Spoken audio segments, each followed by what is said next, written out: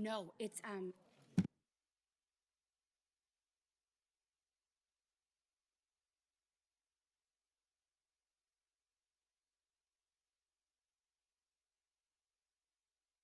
Good evening, everyone.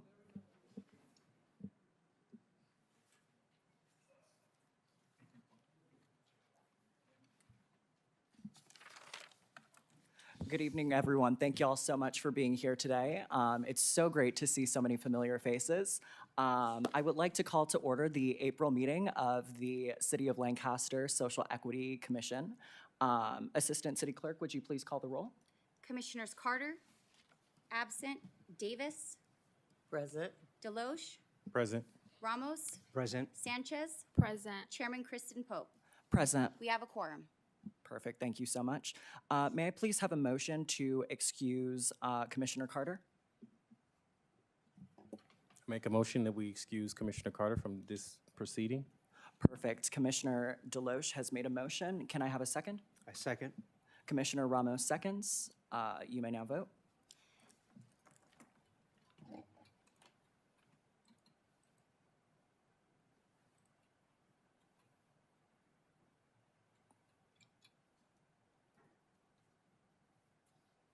You may now vote.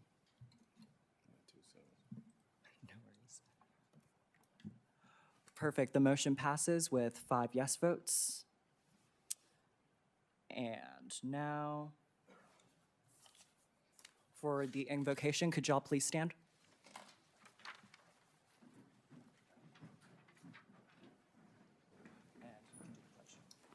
Please put your right hand on your heart. Repeat after me, or with me. I pledge allegiance to the flag of the United States of America and to the republic for which it stands, one nation, under God, indivisible, with liberty and justice for all. Please have a seat. Thank you. And I will be delivering the invocation this evening, so if y'all could just bow your heads. Dear Heavenly Father, thank you so much for giving us the opportunity and the responsibility to serve and protect the community that we love so much. Help us hear the concerns of our neighbors and help us use our positions to bring unity and cooperation to our city. We thank you to the folks that keep our city running, and for all these things, we give you thanks. In God's name we pray, amen. And for the first order of business, we will now hear a presentation from the LA County Sheriff's Department on their soft skills training.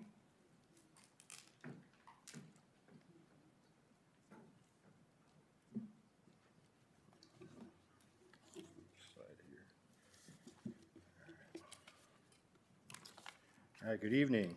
Good evening. Thank you so much for joining us. Thank you. My name is Derek White. I'm a lieutenant over at Lancaster Station.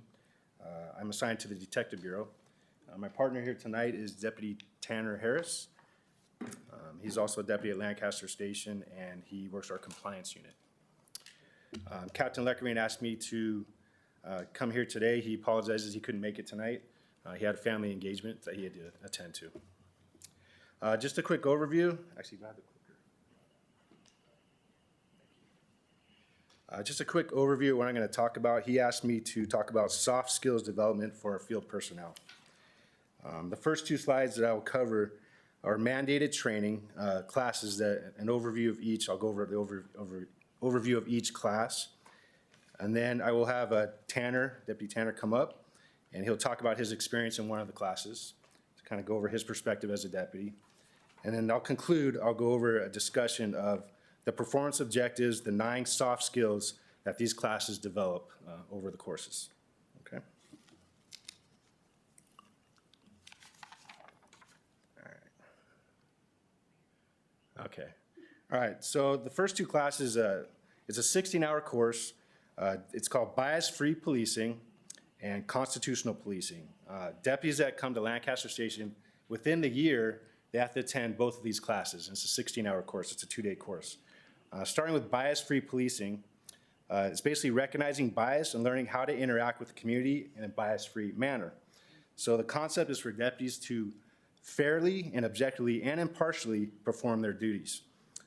We teach them to rely on the standards of reasonable suspicion and probable cause. without consideration of race, ethnicity, gender, sexual orientation, religion, economic status, age, and culture. Two categories that we do discuss in this training is explicit bias, which an example is racial profiling, along with stereotypes, so targeting individuals based on race and ethnicity. The second part is implicit bias, which covers unconscious bias that affects their decisions. It's basically learned stereotypes along with negative perceptions on people. The second class is called constitutional policing. Again, that's a one-day course, 8 hours. It's interacting with the public, utilizing what we call procedural justice techniques to solve problems. In this course, basically it's an idea of fairness to resolve disputes. So basically we teach what we call the pillars. There's 4 pillars, and they are basically fairness. We want to treat people with dignity and respect. A voice, giving them a voice, so allowing others to express their point of view when having law enforcement contacts. Transparency, which is neutral, being neutral in decision-making, as well as impartiality, not taking sides, getting the facts of what's going on in the situation, and then exercising discretion in making their decisions. The third class, the captain asked me to share with you, it's in the works right now. It's called community engagement. It's going to be a 2-day course, 16 hours, and it's going to be listening to the community concerns, partnering with the community as co-producers of public safety and building public trust. Basically, it's trust building through law enforcement positive contacts. All right, the next group of classes that the deputies are mandated to go through, our mental evaluation team instructors teach these courses. Kind of going over towards the bottom, it says Field Operations Crisis Intervention. It's a 32-hour course. So basically our deputies, after they graduate the academy, they will go to either a custody environment or the courts and eventually make their way to patrol. We have a 3-week patrol training, and during that 3-week training, they go through a 32-hour course. Basically, this course, along with at the top there, says Mental Health Awareness Interaction is simulator training provided by MET. It's scenario-based training and debriefing. In this course, they basically go over the signs, the causes, the symptoms, and dealing with an individual that has mental illness problems. For example, bipolar disorder, schizophrenia, but they also train them in regards to autism and people suffering from depression. The goal in this class is solutions through de-escalation, along with crisis management. Simulator training, and I'll have Tanner speak about it in a minute. We call it MILO, Multi-Interactive Learning Objective System. So basically it's an interactive video system where there's scenarios that the deputies go in front of, and it's dealing with mental illness crisis. And it's a challenge that deputies have to use the resources and the skills to have the best outcome. So for example, they'll interact with the screen, and it'll be a scenario, and based on how they contact the individual, different scenarios, it's gonna change. So if they give good command presence, they're de-escalating, it can be a good outcome. And that's the goal of the training. Let's see, the second class is called Critical Incident Response, along with crisis stabilization of call takers and dispatchers. So we have our professional staff, along with deputies, taking calls. So obviously they're the first ones that hear the call, and we want to teach them methods to detect mental illness, along with de-escalation. They're the first one making contact with the person on the phone, and maybe they can start the de-escalation process at that time. We want them to gather the information, get it to our patrol deputies, and they get the proper resources dispatched to them. An example, I was talking to the captain earlier, is if someone's in the middle of a crisis, they have the train to start talking to them, just kind of calm them down, kind of take them down a little bit, communicate with them, please take a seat, deputies are on their way to help you, and kind of explain that they're there to help them and just kind of calm them down. So we try to have our dispatchers work on that skill. Okay, the other two classes, mental health, strategic communication. Again, that's contacts with mental illness and developmental disabilities. Again, de-escalation techniques. You'll hear that a lot, de-escalation techniques. The goal is to reduce the likelihood of force. We do not want to get involved in force. An example of some de-escalation techniques is interpersonal skills, communication, Basically kind of just having that conversation, treating them with respect and dignity and just kind of talking to them, not at a loud voice, and being one person having the conversation with them. Okay, and then our veterans. We're having a lot of law enforcement interaction with our veterans. We're responding to incidents involving them. Some are suffering from mental illness, veterans in crisis. So we try to stabilize the scene. We want to make sure our contacts with our deputies are genuine. They're showing empathy. We do contact our mental evaluation team. And the big purpose here is we want to listen. We want to listen to what they need, provide them with possibly could be shelter, it could be food, it could be some sort of medical help. Again, the goal is to help them to de-escalate. I'm going to ask Tanner to come up here and just, he went through one of the trainings, I think it was a 32-hour course. If you can kind of give his perspective as a deputy and what he kind of encountered. All right. Thank you for your time. Good evening. My name is Deputy Tanner Harris. I've been with Lancaster for about 6 years, on the department for roughly 7 years. For probably one of the most valuable trainings that we as deputies have received for in our years was the SIT training, which stands for Crisis Intervention Training. Not only because it kind of gives us a good understanding of recognizing signs of somebody being in a mental health crisis or signs of a developmental disability, but we put ourselves in position of dealing with people in all types of crisis. So it kind of brings us back to our basic values of using empathy, compassion, etc., as some of our greatest tools to help ground people and help them through this crisis so that we can deal with their issues in a better way and even better investigate crimes or investigate ways we can help people out in their current situation. Along with those basic values, we also learn skills that we can always improve on, such as our nonverbal communication, what people pick up just by not even saying anything at all, our eye contact, how we're posturing and how we're perceived by people without saying a word, and also our listening skills, making sure that we take the time to actively listen. When we go to calls, we might have another partner with us. We can easily possibly handle it one-on-one while the other partner does a good job of making sure that the scene is okay and that everybody is safe within that scene, while the other person has a more intimate one-on-one communication with the person that is in the crisis.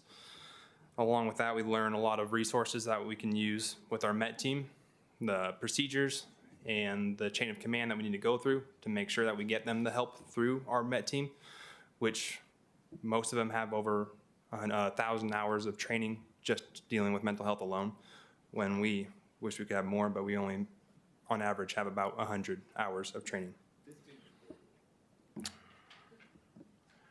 And then as far as the Milo training, that is a training that has been an interesting training where you are communicating almost with an actor on the screen, and you have a scenario, and the simulator will pick up on your behavior, your actions, your tone of voice, what you say, and the outcomes of what you say or what you do could either have a negative or positive outcome when dealing with that person that is in the Milo simulator.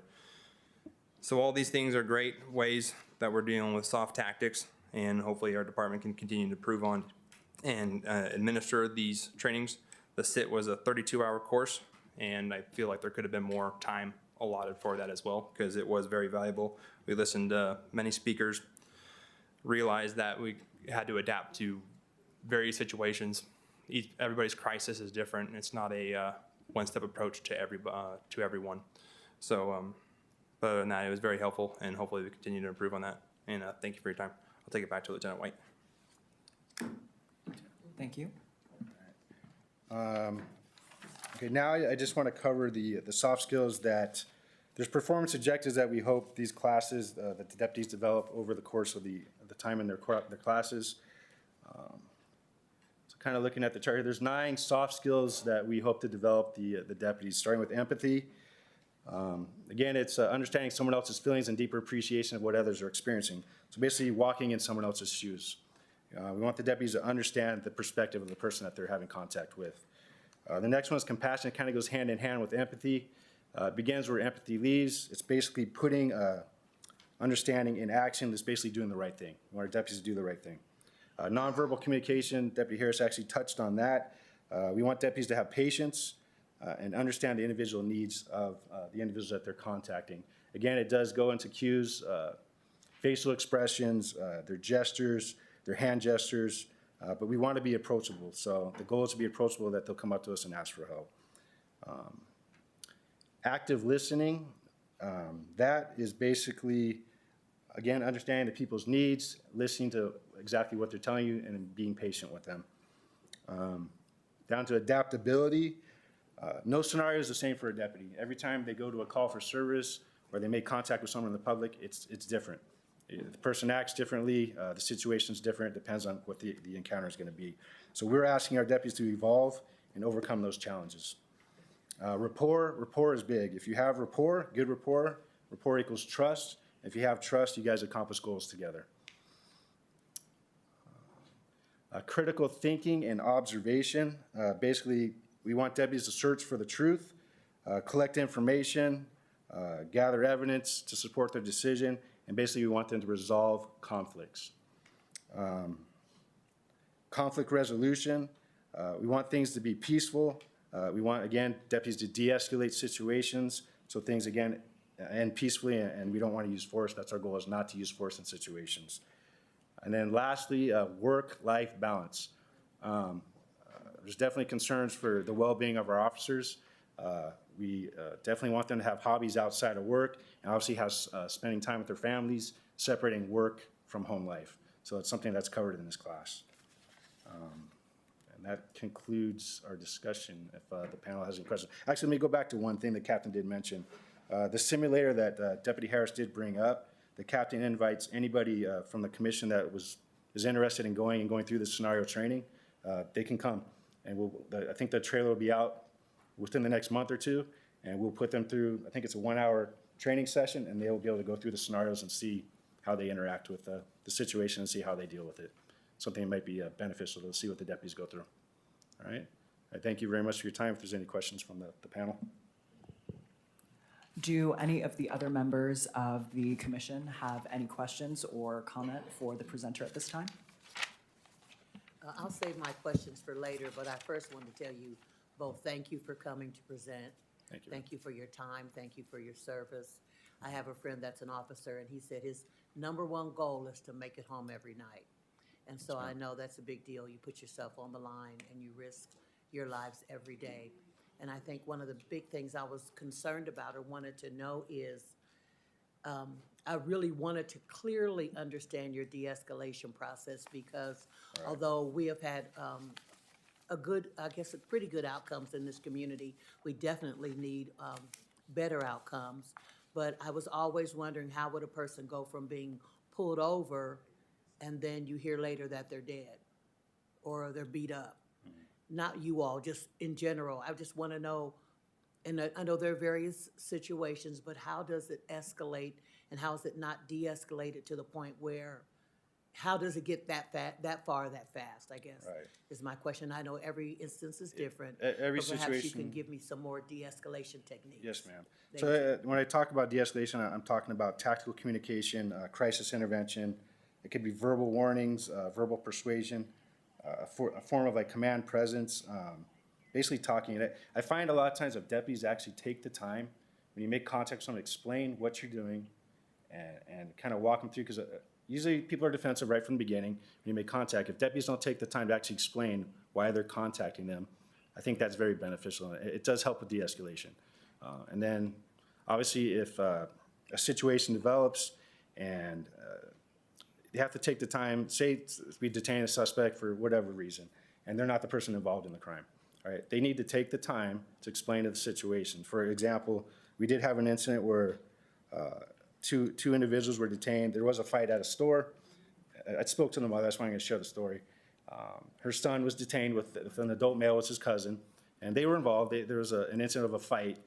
A gun was used, and they were detained. So the family came out of the house, and they're upset, obviously, because their son's being detained. And the deputies didn't take the time at that point to explain to them, because they saw a large crowd gathering, getting angry. So they told her, hey, come to the station, we'll explain to you later.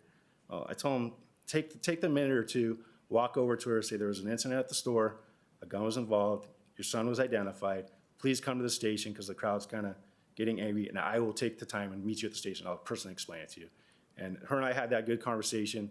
She agreed with that. She did come to the station. We did take that time to explain everything to her. So I don't know if that's a form of de-escalation, but taking the time to talk to somebody.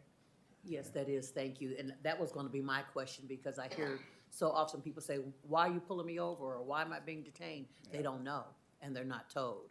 Yeah. And so it does escalate, and often to the detriment of someone. That's unacceptable. They And need can you explain talk it. to me about verbal persuasion? Verbal persuasion, so for instance, I think that the tone of your voice to someone, when you're trying to talk them down, you gotta take a calm voice. We always say only one person should talk, and you should talk to them calmly, explain to them why you're there to help them, you're not there to hurt them, ask them questions on what's going on, and then persuade them that we're just gonna we're gonna put handcuffs on you so nobody gets hurt, or we're gonna have you come over here and have a seat. You just kind of take the time to explain to them what's going on. And then giving them, maybe sometimes it does escalate when you have to give them more commands, but your goal obviously is not to use force. Okay? And then just one other thing, based on the times and the training that you mentioned, you have about 72 hours of training. Okay, so basically it's called CPT training. So these are several different classes that the deputies are gonna go through throughout their career. We want them to go through all of it. We have a 2-year rotation where they have to mandated to attend 24 hours. Our goal is to get them in more training, but it doesn't always work that way. This 32 hours that I spoke for, they do have to go through that before they come out to patrol. So that class they go through. The other 8-hour class blocks, those are different classes that they will attend that we send during the CPT training. Okay. And are those trainings by police officers or other leaders in the community? It's a combination of both, yes.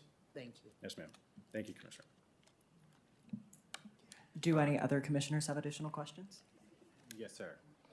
So again, thank you, Lieutenant White and Deputy Tanner. And I do want to say before we continue that your presence today was at the request of the community. So we do want to say thank you to the community who asked for this. And thank you to our staffers and to the commissioners who helped to get this presentation going. So I had about 4 questions, and we don't have to make the answers long. The first one was regarding the very first training that you mentioned that they have to take within a year. Is there a reason why that one can't be included into the first set of trainings? Imagine they're on the job for a year without this training. Is there a reason why? Speaking for Lancaster Station, I can't speak for the other stations throughout the county, but Lancaster Station, we want to get them in the training within the year of their time at the station. Okay. The second one is, when it comes to whether it's SIT, Milo, or any of the other trainings, is there a refresher?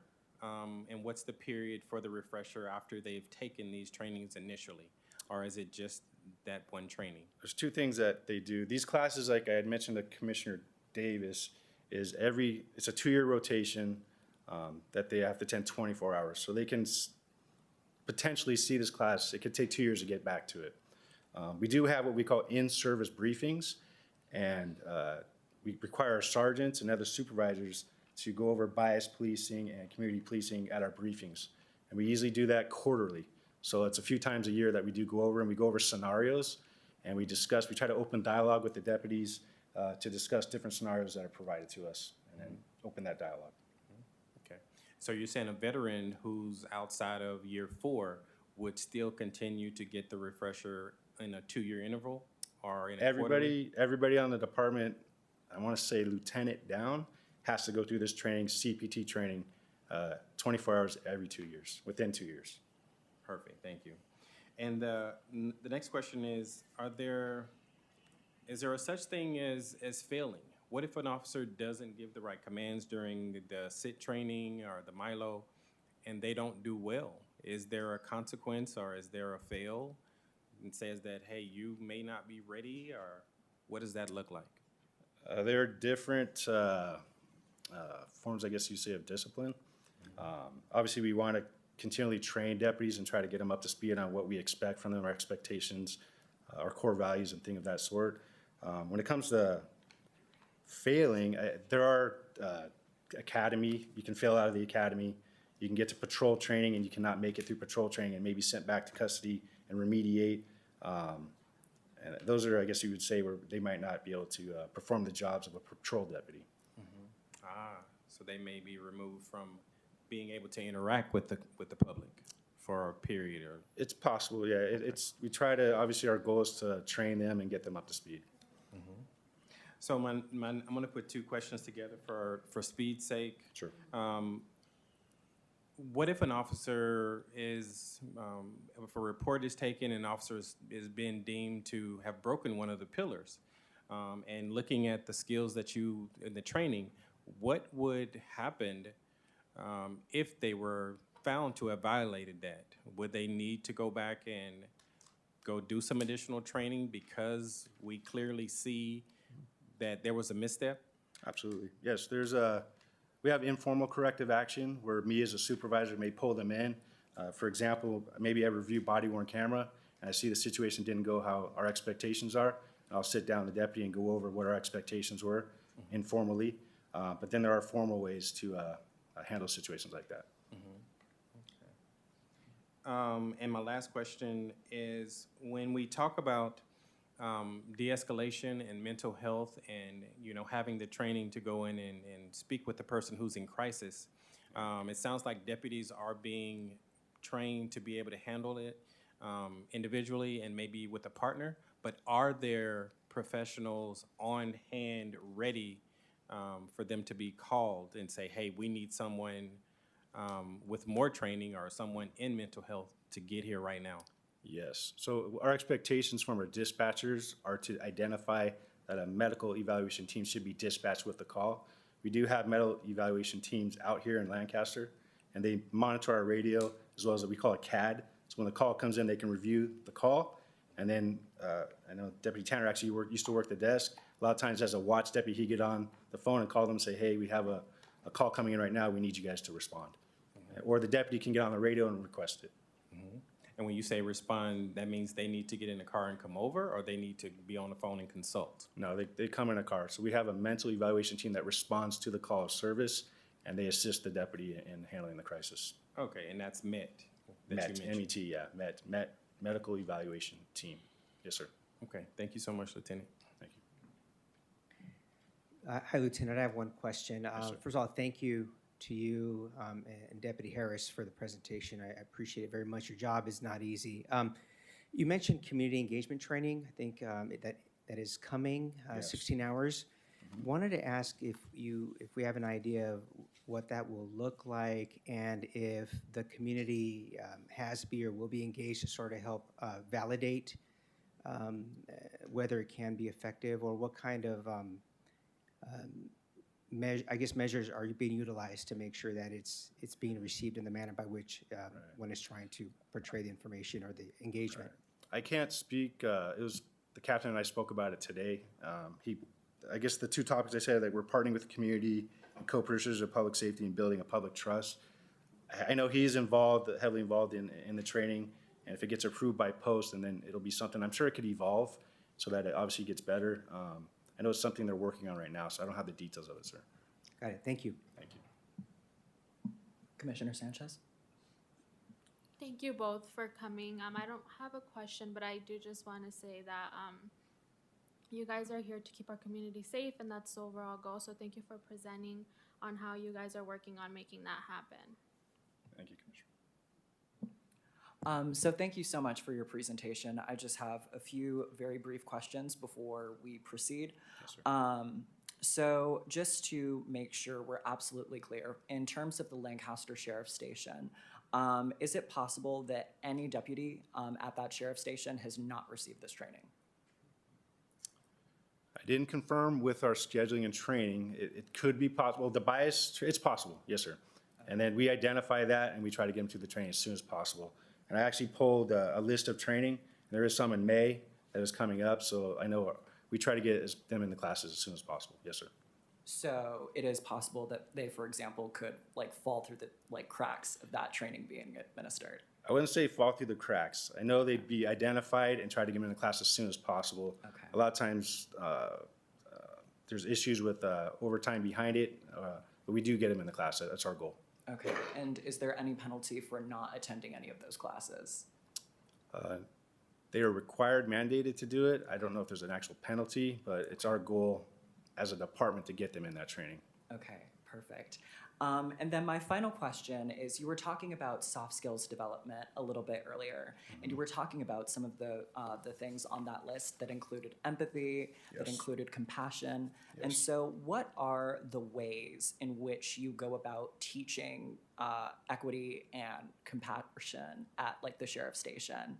Like, what would be the curriculum for that? Like, what is the way that that instruction is provided? I don't know if Tanner would be able to answer that question a little better. When you went through the class, exactly how they covered empathy and compassion. Yeah, so when dealing with that, you just have to basically you don't want to bring your personal life into everything, but at the same time, we're all human and we all come from a lot of challenges. So when, for example, we've all been dealt with deaths. Mental health has affected everybody's family, whether you know it or not, but that we just have to put perspective of that person that we're dealing with, treat them as if they're our family. That's how the instructors teach it to us. I apologize. Imagine if they're one of your families or one of your friends, because we've all been through it. So that's how we have to relate through the empathy and compassion in that regards. Okay, absolutely. And I'm not trying to give you a hard time or trip you up at all. No. I'm just trying to make sure we have a clear picture of this. And so, for example, at that training, when we are talking about instilling the values of empathy or compassion or what have you into the station, so the instructor is saying it's important to be empathetic towards people or compassionate towards people because they could be our family. Is there any other way in which that instruction is taught? Like, is there any other roadmap for that soft skills development that we just saw? There's always, in the department, you could be disciplined for your language, your behavior on a stop. And especially with the body cams, you could receive written reprimand, you could receive days off, the list can go on if you don't follow that. So that's kind of a guideline of how to show empathy and compassion towards people, is because you have to conduct yourself in that way, or there could be consequences. Absolutely. I guess my question just more specifically is, how is that taught? I understand. Are you just not able to provide an answer? That's like totally fine, because we can follow up and just ask if there's like curriculum for this training. I just want to.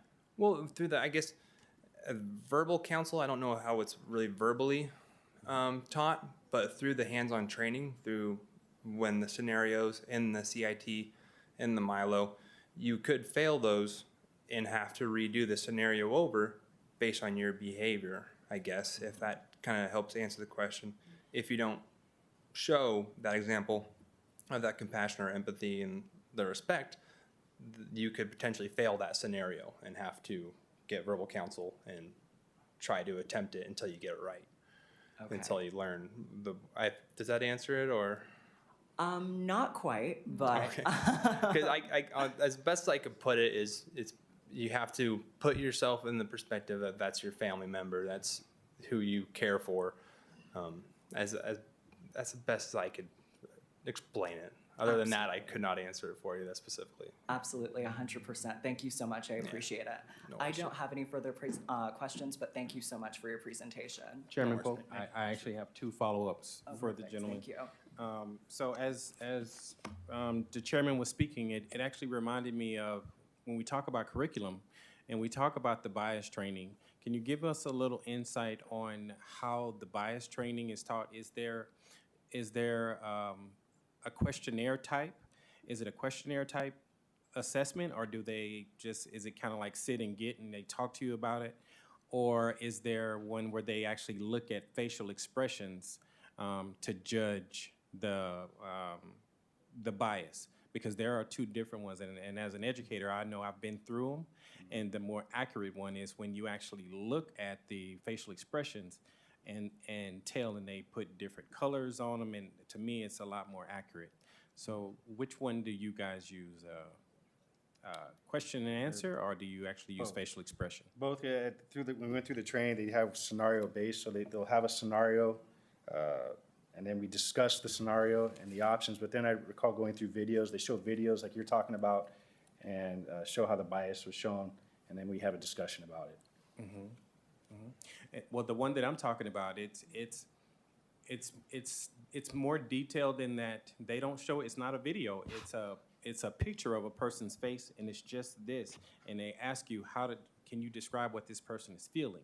And the reason why it's so accurate, it's because when you introduce tone, skin color, sometimes those answers change, and it's the most accurate way to gauge bias.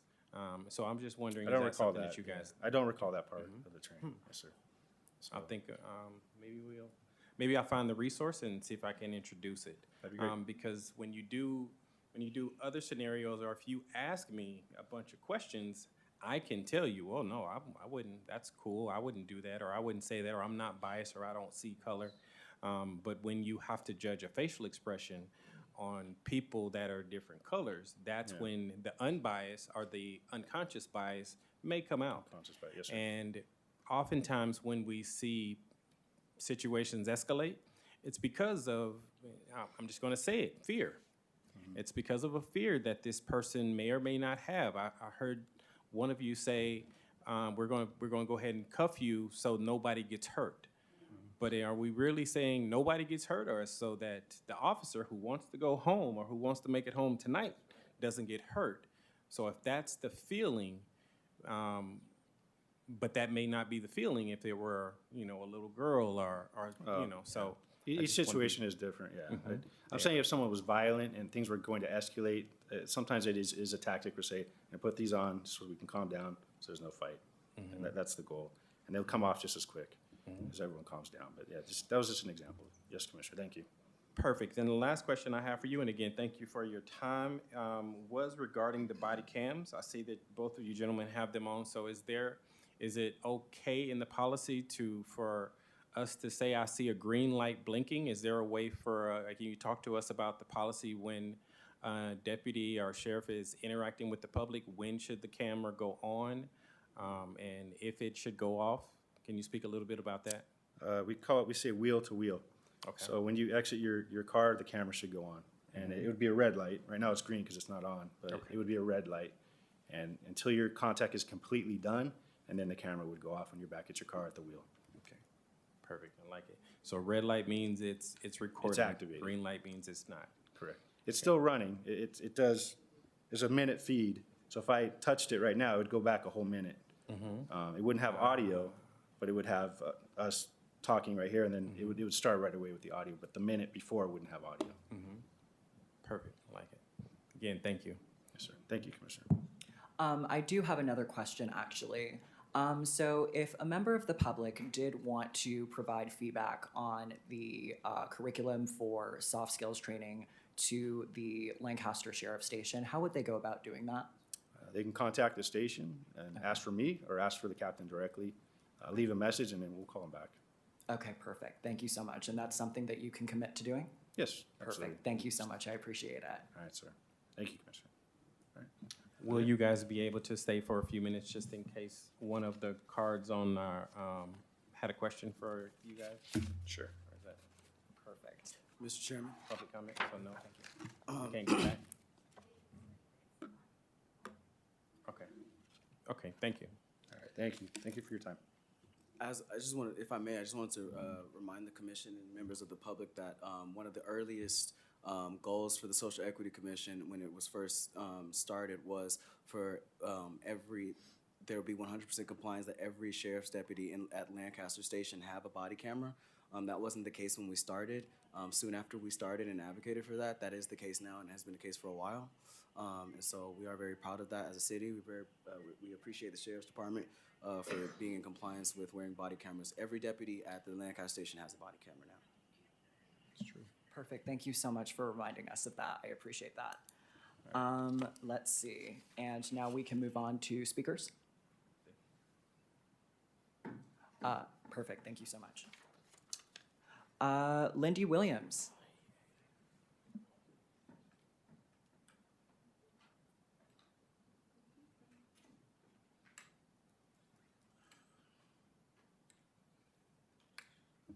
Good evening. Thank you guys for taking the time. Just want to say to you, the lieutenant and the deputy, he did this to you on purpose. He did this to you on purpose. Anyway, you're asking about a lot of stuff. I used to be a CAC member. I sat there. I'm supposed to talk about a couple things. Randy Means, a white male, is the one that put together the bias-free training using the Simon Wiesenthal Thinner. If you guys read the settlement agreement, it tells you everybody who's in there and how it actually works. So when I was complaining prior to, they decided that they could use the Simon Wiesenthal Center. No hate on my Jews in here, right, brothers and sisters, but Jewish people, excuse me. No hate, but I use the example, and we're not animals. If you want people to love cats, why are you showing us puppies? Okay, as far as the training, the de-escalation, there's no one in the Lancaster or Palmdale station that has the FBI certification. Is that correct? Yeah, he did this to you on purpose. Wow. So they're supposed to have FBI training for de-escalation that they pay for out of their own pocket, that they have to use time off to go to do for the FBI training school. Then they have 5 people in the group who, and all those 5s work together. And top of that, they're on call 24 hours a day. So Captain Lecravane, maybe something happened, but the community has wanted this for quite some time. He knows. In regard, I know I'm kind of just rambling because I'm hot, but the stuff that they are talking about, as far as de-escalation or the training, you get more training to being a security guard in the things that affect the community. So what is supposed to happen with the training that you all have? Because this came along after the settlement agreement, because they have their post orders, P-O-S-T, right? That goes all across California. So you type it up, you look it up, right? But if you start looking at when, oh, how do we pay attention to people who might look different, so on and so forth, that is after the settlement, and that is after people wouldn't be quiet. Okay? So what they did here, I'm glad they came, but it's BS. It's bogus, and we deserve better.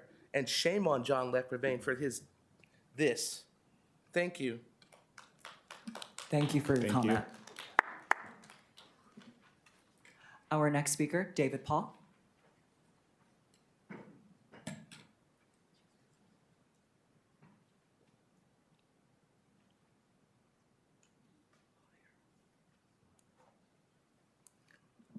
Mr. Chair and Commissioners, good evening. Appreciate this opportunity, and I appreciate the sheriff's deputies for coming here and doing this. You know, we have a long way to go, and let's all be clear on that. And I tell you, I have seen progress, but there's much more to make, and some situations are very difficult to handle, and people are very angry, and things get very confused. So I just want you to know that there are a lot of people in this community that care about this, and I want you to know that I would hope we could have this, we're all in this together mentality, because these things are not going to be fixed overnight, and there's a lot of work to do. And I feel bad, like that young man that was shot for going to the wrong house. There's no excuse for that other than to understand that the person that did that has a diminished capacity for soft skills. And I don't know how you talk to an 84-year-old man about those things, but maybe we don't reach people like that. Maybe we start where we can and broaden out from there in a spirit of unity. You know, there are other situations in this world, and a lot of times people don't understand with the sheriff's department, you know, we're 48 deputies down that the city of Lancaster pays the Los Angeles County Sheriff's Department for. They're not here, they're ghosts. And so that contributes to overtime and all these things. And it is very hard for deputies, no matter what their training is, when you arrive on a scene where there are a lot of angry people and things need to be sorted out quickly. So the mental evaluation teams, they showed up at a meeting. We had a veterans breakfast to help with an angry veteran, and they did a great job of de-escalating. And not every situation is going to be perfect, but I do enjoy the soft skills idea of helping people just want to be a better person towards the public. And that is not an easy job. So I don't really have anything profound to say about it other than it's going to take a time, but we are working on it. So I hope that is good enough for now. We're working on it. Thank you. Thank you, Mr. Paul. Next, we have Racine.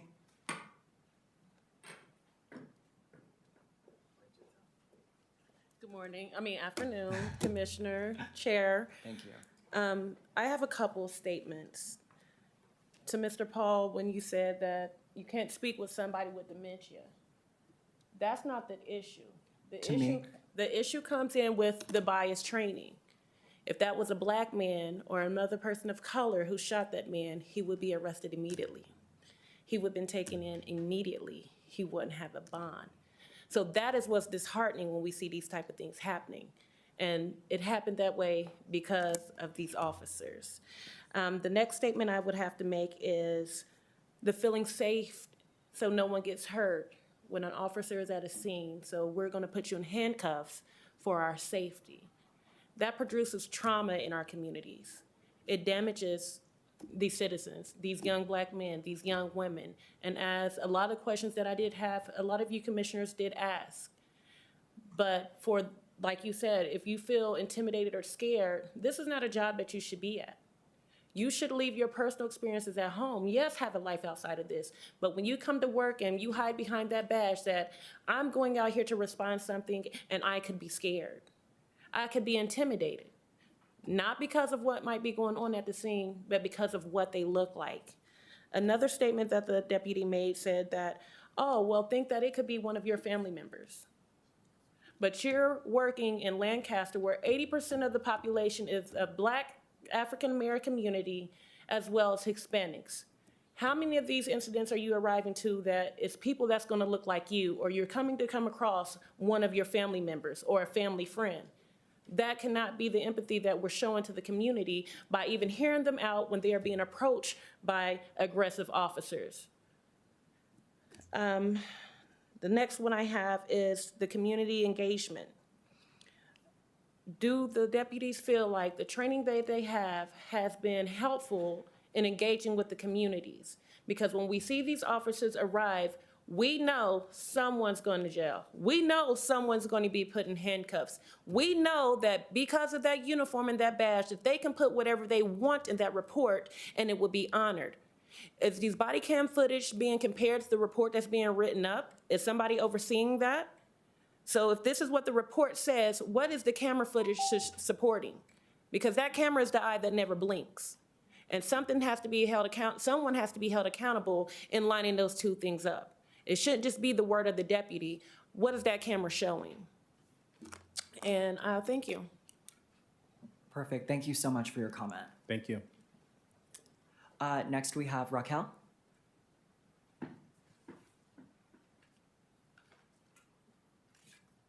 Hey there. Let's see, I'm very short. Hey there, Chairman. How you doing?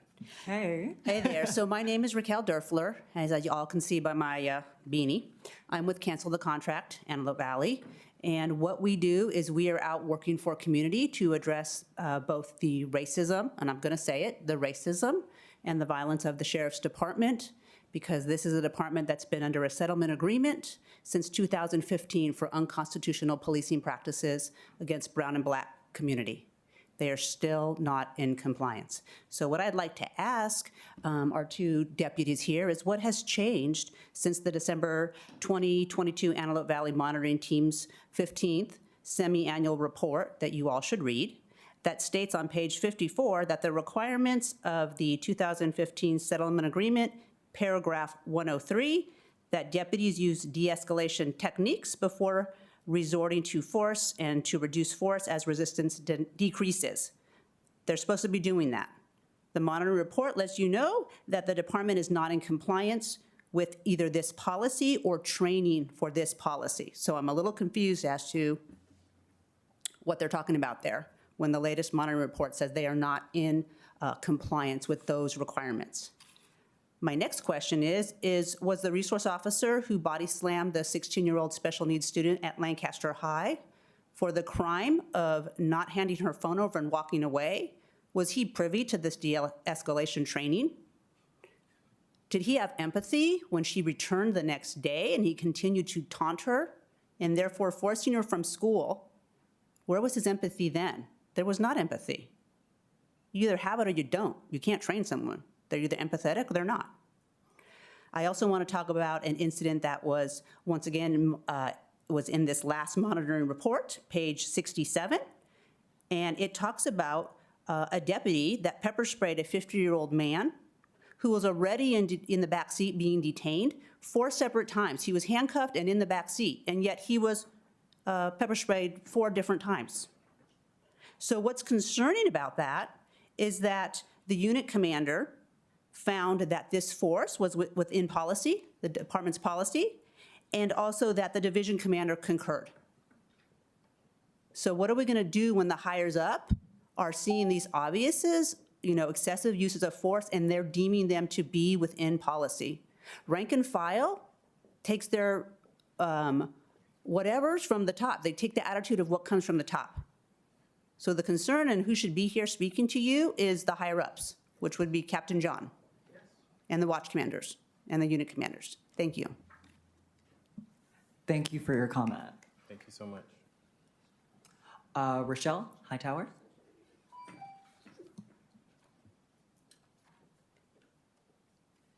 Good evening, everybody.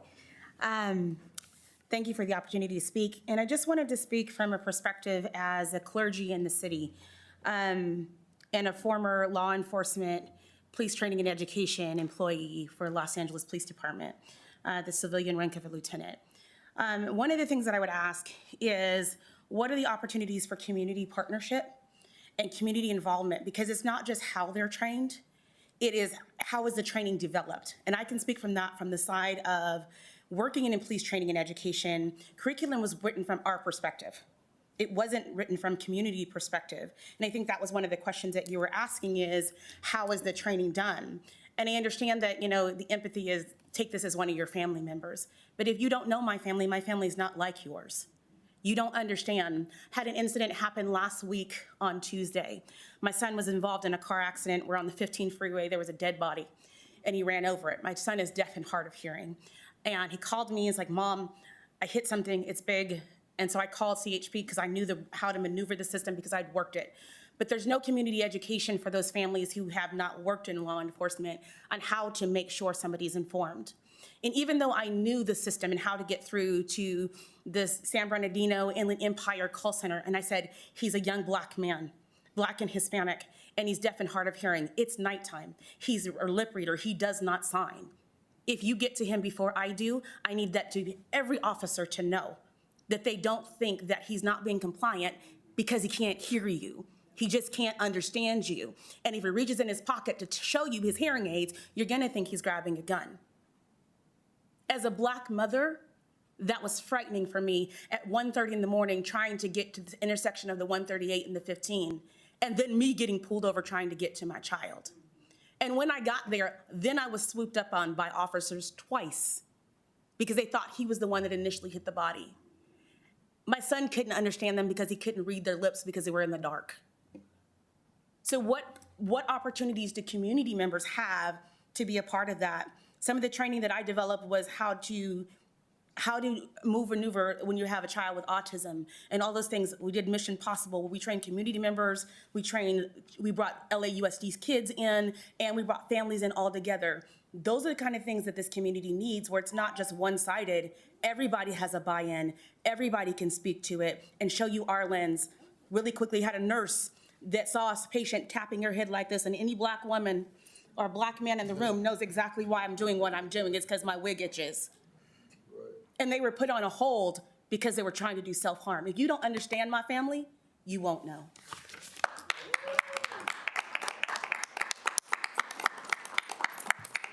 Thank you so much for your comment. Thank you. Let's see. Arthur.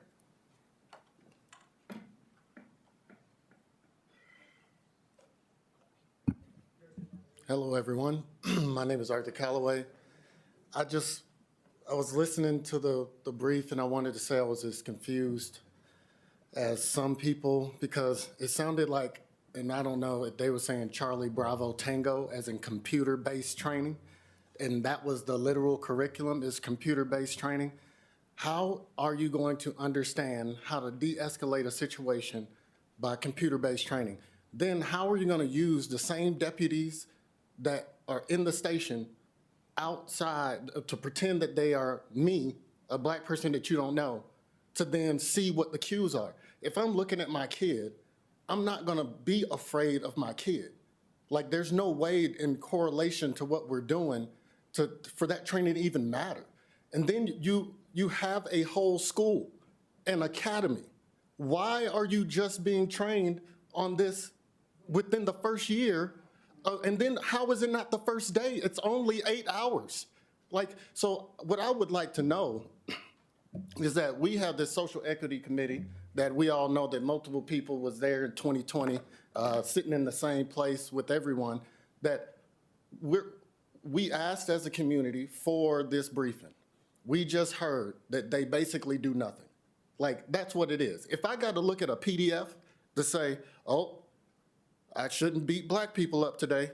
Like, how does that even work? You shouldn't, if there is a disparity in the community, and I keep having to say this across all of the years, if there's a disparity in the community and we're beating black people at the highest rate, Hispanic people next, and then white people at third and Asians at the least, why don't we just do the training of pretend everybody's Asian?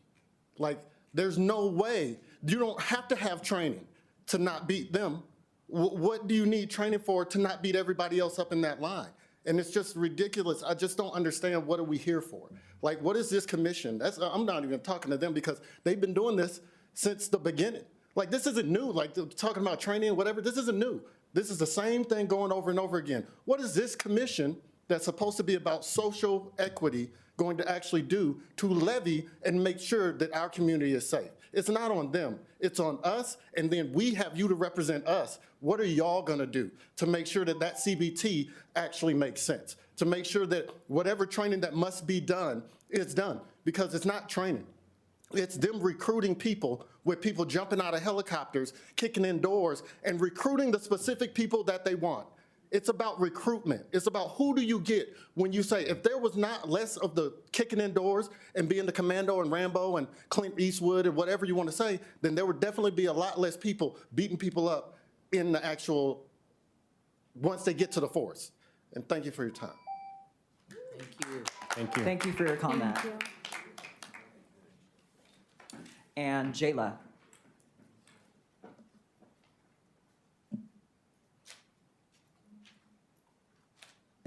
Hello, my name is Jayla Hightower. So I'm a 11th grader at Courtsville High School at the moment. And let me just say, I thank you for the deputies for your service and all that you've done for the community. But that does not mean that there aren't mistakes and things that can be fixed and addressed. Like my mom, Rochelle Hightower, came up and spoke. My brother is a hard of hearing African American male. And at times, a lot of people can think that he is threatening, especially because of his appearance. In reality, he is actually just a big teddy bear. And what training do we have for not only understanding and being compassionate towards those who are who are physically part of disabled communities, but also people who are non-visibly part of communities that have prejudice against them. So people who are hard of hearing, people who have autism, people, again, like they were saying, with their mental health training. Also, when it comes to that, why aren't we coordinating with parents as well with minors? For me, I have high functioning anxiety, but the deputies that came to interview me about certain issues that happen in my home, we coordinated with them to make sure that they, as well as social workers, came to my home to interview me, where I could be in a safe, comfortable space around people that I'm comfortable with.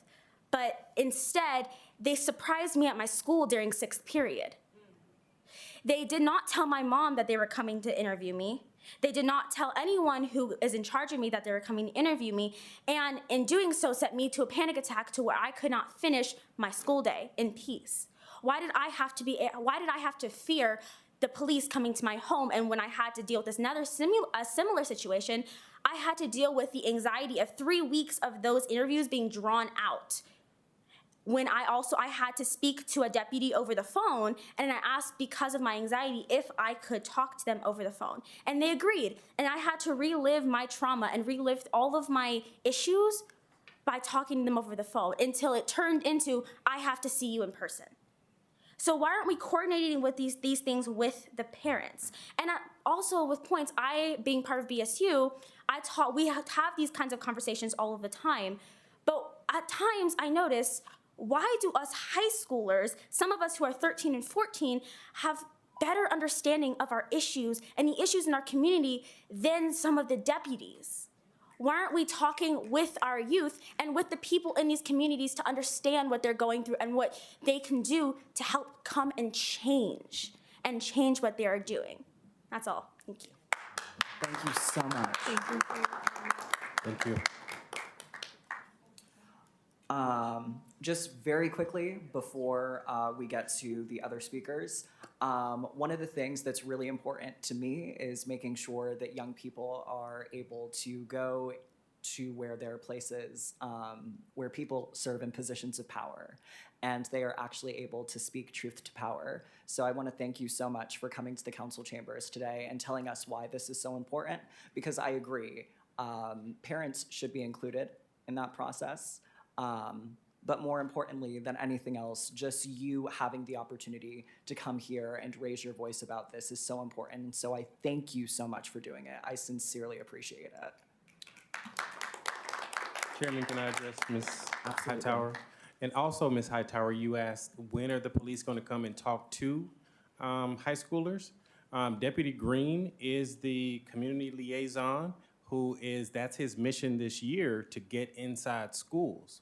So I'm scheduling him to come in my school. So as a person in the BSU, reach out to Lancaster City Station and say, let me speak to Deputy Green, and how do we get him here? How do we get some people here to listen to us and talk to us? But that is one of his mandates for the year, to get inside high schools, but he just may not know how to get in.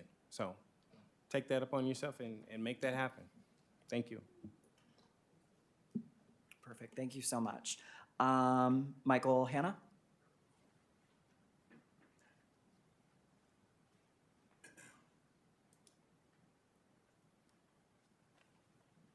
Good evening, Chairman, Commissioners. I only have one question. I'm a U.S. Army veteran, 8 years, honorably discharged, not suffering from anything, PSC, any of that stuff. But I've got one question for the commission and one question also for the officers. Who's going to take ownership of everything that's been discussed tonight? Because we talked about the training, you talked about the training, you talked about the training, you talked about the training. But who is actually going to take ownership of the result of what that training is actually supposed to have done in a situation? And I had no idea that someone was killed for whatever the circumstances were, young person, adult, whatever the case is. But who is actually going to take ownership in that situation, whether they are in that situation or being trained about it or on the council or what? Who's going to actually sit down and take the responsibility to try to resolve what that problem actually is? And that's all I have to say. Absolutely. Thank you for your time. So before we move on to the other presenters, I will very briefly address that comment. So I want to make sure that as a result of the conversations that we've had this evening surrounding training, surrounding curriculum, that we're actually following up on those conversations. I mean, it was pretty easy for everyone here this evening to give opinions on something that they thought was important. That was a pretty easy thing to do, and so I'm sure that we can work with the LA County Sheriff's Station to ensure that we can have another conversation about curriculum and training and soft skills development. I think that they would be open to that. Perfect. Thank you so much. Can I go say ahead. something as Yes, well? please. That is why we have this meeting today. We don't want to hear about it. We don't want to just talk about it. We want to bring the sheriffs to us so we can find out what they do, so we can find out what we can do to make a change. I'm not here just because I have nothing else to do. I could be watching TV, I could be doing whatever, eating Mexican food because I'm so hungry right now. I want to go across the street as we speak. But I'm here because I'm tired and I want to change. And I'm here to make a change, not to chit chat. If you all want to keep making changes, keep coming, keep helping us make the change. That's why we asked them to come, because we thought, enough is enough. What's going on? Why does this keep happening? Are we doing something wrong? Are they not being trained properly? There's a misstep. There's a gap somewhere. So that's why we're having this, and we're having this because we want to make a difference. So thank you for the challenge. We accept the challenge, and we will step up and speak up. That's why we're here. We just want to depend on our community to continue to come out. This room should be filled to the brim right now with people who want to make a change. But this is who we have. We're going to start with us. Every day, we're going to make a change. I promise you, we're going to make a difference.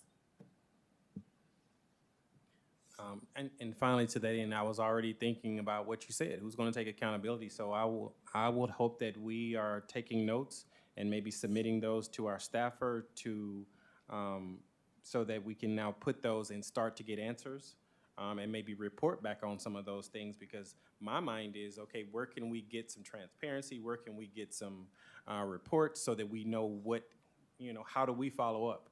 So that is my hope, that we are taking notes and then we can shoot those to our staffers and then report out some of those resources or ways to get the answers that you're seeking. Next presenter, Ayende.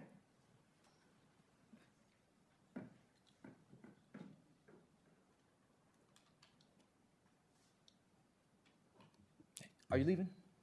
I am. You want me to stay? Yeah, man, that would be great.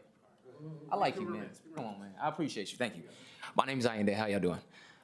Thank y'all. First and foremost, I appreciate everybody here. I feel like y'all asked some fantastic questions, man, and I think that I'm very proud of the community today. This is a great vocalization of needs, and I'm very, very happy about that. So I'm not gonna say take up too much time because I know that they actually covered a lot of the ground. The most important thing is because can you repeat your name for me? Sorry. Can you repeat your name? Derek Wade. Derek Wade, because you raised your hand as a point person for us to reach back out to, and then the commissioner said you can go on record on that, and then you're like, yeah. It was like, I was in the back like, yeah, come on, man, you're very good. So what I want to do is can we get you on record as well to say for a report back on these things? So because we know that this is another repackaging of the same things that, like Raquel had mentioned, were already listed inside of the DOJ settlement agreement from 2015. Now, similar to what we have already acknowledged on this is that the same thing on the last one, that there was no punishment. So when Mr. Loesch had spoken and asked about when punishment or what if any things happen if these are not abide by, it then just becomes the same gift in a new box, in a new package, and it sounds beautiful, and we all like get those warm fuzzy feelings like, oh, those are very, very nice.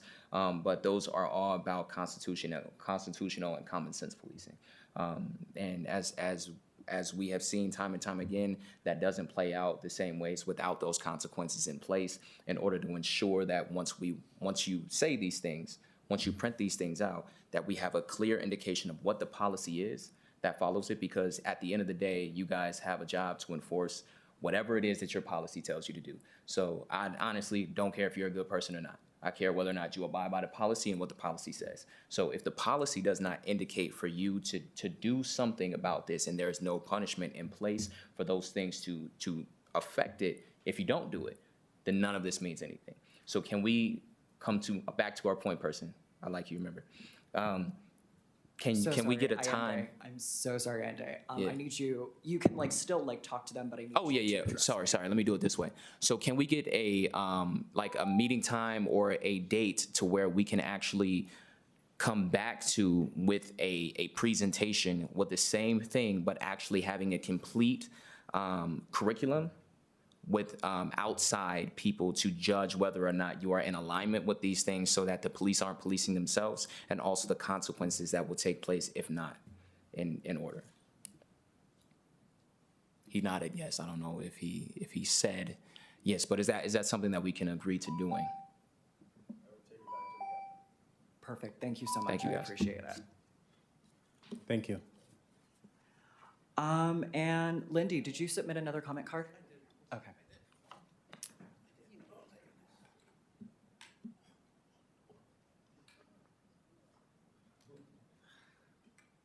Alrighty. Thank you again for letting me speak. I do have a question for the folks up here. Who's read the settlement agreement? Show of hands. Yeah? If I may suggest, even though Raquel mentioned the 15th annual, semi-annual report, in my opinion, and as someone who was on the CAC, which was a community advisory committee from the beginning of the settlement agreement, the 14th annual report was almost 400 pages. It's extremely detailed. A lot of these things that were brought to the table could have been answered if people would read it. Even if you just read the first couple, I think it's like 9 pages, the summary is very good. Then you make sure you read the charts, because people have lives, I get it, right? Read the summary, you have the charts, so on and so forth. But the 14th annual report, semi-annual report, is a very detailed report. It talks about why things were chosen in regards to what the settlement agreement allows and doesn't allow the sheriff's department to do, and how things were agreed upon. Now that there is a new sheriff, I'm choosing to believe that he actually cares, that he actually wants changes. Again, I'm sorry to you guys, I'm glad you stayed, because you're taking the hits that I believe Thank the you. captain should be taking. Thank you. And I think that's why he's not here. That's just my personal opinion. Thank you for letting me calm down a little bit, but please, everybody, anybody watching, read the settlement agreement. Because what happens is it looks like, well, just them angry blacks always wanting something. Nobody's taking the time to read it. We got one person, I appreciate everybody's honesty, but we got one person that said they read it. And since there's 15, that's just one. I've read all.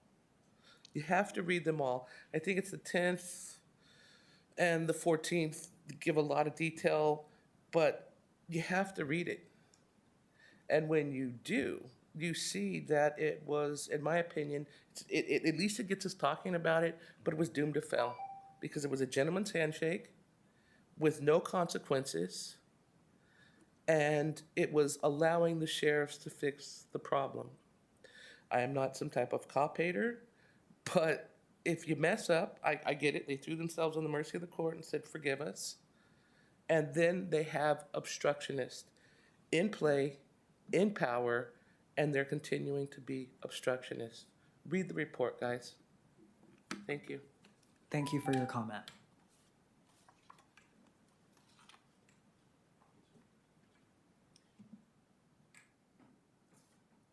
And that concludes with the speaker cards. Thank you all so much for staying. I do very much appreciate it. Excuse me, there should have been one more question card that someone had in the audience that was submitted.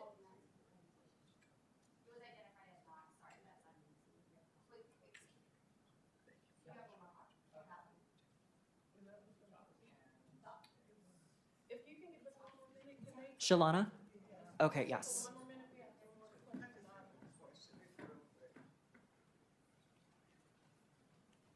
Sorry, thank you for allowing me to speak. This is my first time in attendance to one of these meetings. I'm actually a Palmdale resident. My sister's here. I was listening to the soft skills development PowerPoint put together by the officers. One of the things that they talked about was the call takers, them being kind of the first line of defense. Like when people call in and they want to know so they can de-escalate the situation. Does it go to a mental health person? Is it actually an officer call? My question was, what are the qualifications for that call taker? How are they hired? How do they know that they have the qualifications to identify the call?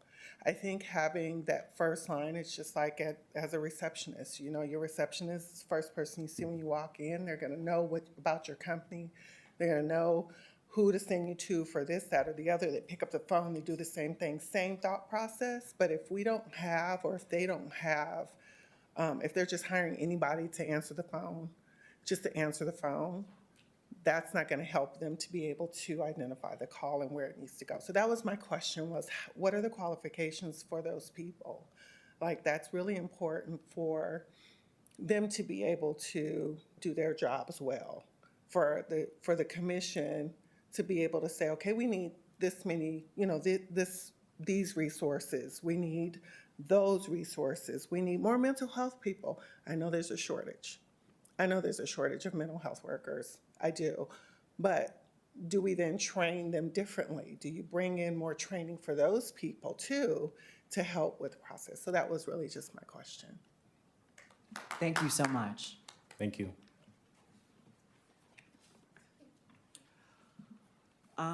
Let's see. And there are no additional speaker cards, correct, for presentations? Okay, perfect. We did already. So sorry. I'm so sorry. Thank you. Yes. So thank you so much to everybody that stayed for this discussion, because it is an incredibly important discussion that we have. That being said, I'm going to reach out to the captain to follow up on the curriculum, because that's why I asked the question. The curriculum is something very basic, and that provides a lot of transparency for exactly the type of empathy that deputies are trained to bring into the department when they go to work for the department.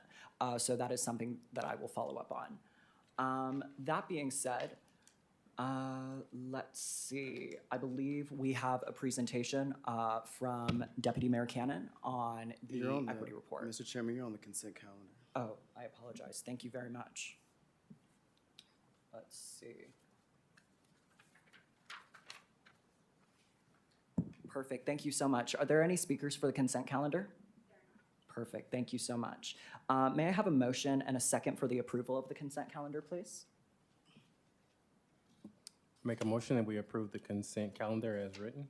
Perfect. Thank you so much. I second that motion. Perfect. It has been made a motion by Commissioner Deloche and seconded by Commissioner Sanchez. You may now vote. And it passes unanimously with a 5 yes vote. And now it should be over to Deputy Mayor Cannon for the presentation on the equity report. Thank you, Mr. Chairman, members of the Social Equity Commission. The report before you today is an accumulation of efforts and results of the Social Equity Commission. Since our creation, the Commission has assisted in creating policies in our city that have made it more equitable, more equitable than it has ever been. Our definition of equity is simplified by the motto, equity means everyone. Since our creation, the Commission has made efforts to reach our community to get their input on recommendations in this report. We have conducted surveys, attended community meetings, and collected data from various public meetings of the City Council, the Planning Commission, and the Criminal Justice Commission. All of this including direct concerns brought to the commissioners in our own public and private meetings. Our results could not have been reached without the consultation from our city manager and the support of our city staff, This is not just a statement of challenges that we found, though, but solutions we offer on how we can do better as a city. Each challenge is met with recommendations on how to proceed. This report is also a statement of what we, as a city, have already done and the role the commission played in the process.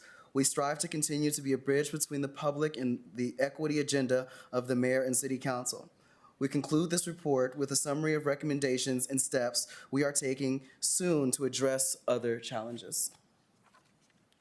So, as you can see, one of the main issues, especially in the community, especially in this meeting, is policing and law enforcement. And before I get into this part of the report, I do want to reiterate that there is the Los Angeles Sheriff's Department, even though that they are the department that is policing our city, and even though the city of Lancaster has a contract with the Los Angeles County Sheriff's Department, the reason for the hybrid law enforcement model is the city's solution to the issues that we have with the Sheriff's Department. Although some of us may have different issues, we all have some issues. And so this is a way for us as a public safety department to, in my view, personally, lead by example for what kind of policing that we want in our community.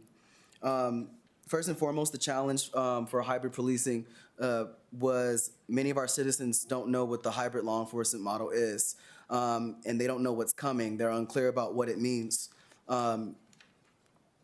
When the commission was first established, I attended with the consultants in a training with the members of the City Council and Department of Public Safety, where consultants outlined a co-produced policing model which required community buy-in to be successful. So since then, our new Public Safety Director, Mr. Armelin, has been diligent not only in introducing himself to the community, but introducing the community to new initiatives from the Public Safety Department. Mr. Armelin has gone to community meetings, board meetings, public events, and made himself available to the media and by extension to the public. His concerted efforts to expand the department's community outreach specifically has resulted in feedback and input that gave birth to the hybrid law enforcement model that is structured in an equitable way. Some of you may remember when the Public Safety Director came to this meeting and outlined what the hybrid law enforcement model scope would be, the community components, et cetera. Some of the recommendations that were made that really encompass just a targeted outreach, a targeted approach for community outreach. One of them was a series of public announcements, PSAs, on all platforms designed to educate citizens on what co-produced policing is, what that means, what the hybrid, and how that fits into our hybrid law enforcement model, and more importantly, where the community fits in that process. And remember, we started some of these recommendations, and this one included when we had other commissioners, but also when we had a different public safety director, and we did not know what the hybrid law enforcement model was going to be. But this one says the Office of the Public Safety Director shall be separate from the Office of Police Chief. So, and that rationale again was that policing is not. Policing is part of public safety. It's not public safety. We know that. We advocated for that. And I do have a recommendation for that. Now that we are in this part of the hybrid law enforcement model, where we have a community component sewn in, where the structure of it makes it clear that this is not a policing lens, that this is a public safety en masse as a whole type of hybrid model. I'm sure that Andrew can speak more from public safety, can speak more to that. But my recommendation to the commission today, and I will get to it, I will restate it at the end, is that the commission amend the recommendation since it was made at a prior time, and now that we have our public safety director that is dedicated to making sure the hybrid law enforcement model is community-centered rather than just through a policing lens, that we take a look at that recommendation. So moving forward, we are seeking council direction to work with the Public Safety Department on implementing recruitment practices, programs to ensure balanced diversity and inclusion so that public safety personnel at every level truly reflect the demographics of our city. And we are seeking to partner with the public safety director to improve on efforts on engaging the community regarding the hybrid law enforcement model and find key community stakeholders to participate in the process. So really pretty much what that means is that it's good that what we've done so far as a city and what the public safety department has done so far. What we're asking for and what we're looking to do moving forward is to work to make that better, is to bring like some of the things that we heard tonight and some of the things that we hear in the community more to light, and to better understand how the public safety department is addressing those issues, and if the public safety department is addressing those issues in an equitable way, and how can we be of service to change it. So, number 2, economic opportunity. So again, the Social Equity Commission affirms that the Lancaster is where mentality meets opportunities. One of the challenges that we saw was that due to inaccurate allocation of resources on the state and county levels, and that includes LA County, that includes parts of Palmdale too, just this area, we are not able, our citizens are not really able to utilize what we see the city of Los Angeles is able to utilize, for example, in comparison. We don't get the same type of resources that the city of Los Angeles does. We don't get the same type of resources that the city of Montebello does. And so we are looking to mitigate that as a city by one, what we did already was in partnership with Los Angeles County American Job Center, we were able to organize and host a summer youth job fair where approximately 200 young people were aligned with career opportunities and job opportunities. And I am told that a very good percentage, I think just under 50% of the students that participated in that job fair actually did receive employment. And so we are continuing to find ways to make it easier for folks to work near where they live so that they don't always have to commute down the hill. So what are our recommendations moving forward?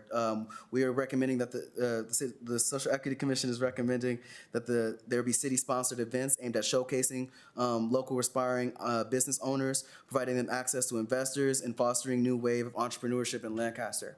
When we talk about employment, we want to talk about employment through the lens of not just getting a job, but getting a career, and then being able to make careers and to create jobs. And we know that we live in that's where opportunity meets mentality means. We live in a community where people young and old, black and white, have a mentality of entrepreneurship. We work with them every day. We see them every single day. Sometimes they do it legally, and sometimes they do it illegally. But what we do know is that the entrepreneurship spirit is out there in Lancaster, and there are ways to tap into it. So moving forward, we have a list of strategies. Strategy 1 is to work with community organizations with the purpose of uplifting and showcasing the entrepreneurial spirit of our people. Strategy 2 is to further utilize relationships between employers and businesses in the Antelope Valley.